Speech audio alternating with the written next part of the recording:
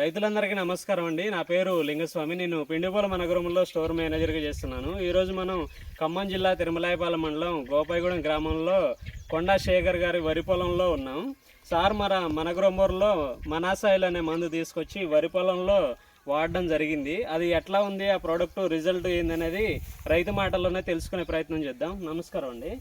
మీరు మన దగ్గర మనాసాయిల్ తీసుకొచ్చి వాడారు కదా, ఎన్ని ఎకరాలకు వాడారండి?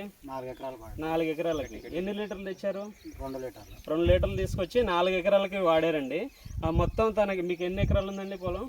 8 ఎకరాలు ఉంటే 4 ఎకరాలకి వాడారు.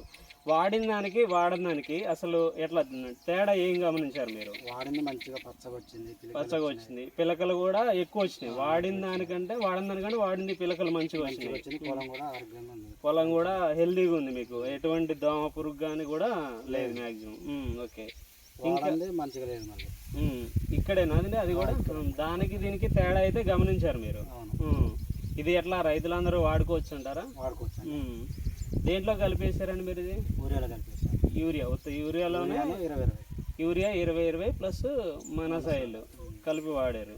మీకు ఎట్లా అనిపించింది? మంచిగా ఉందా ప్రోడక్ట్ అయితే? మీకంటే అంతకుముందు వేరే గుళికలు వేసేదా మీరు? గంట గుళికలు. దానికి దీనికి ఎట్లా ఉంది రిజల్ట్ అనేది? ఇది మంచిగా ఉంది దానికంటే. గుళికల కంటే కూడా మనాసాయిల్ బాగుంది. ఇది ఎట్లా రైతులందరూ వాడుకోవచ్చు?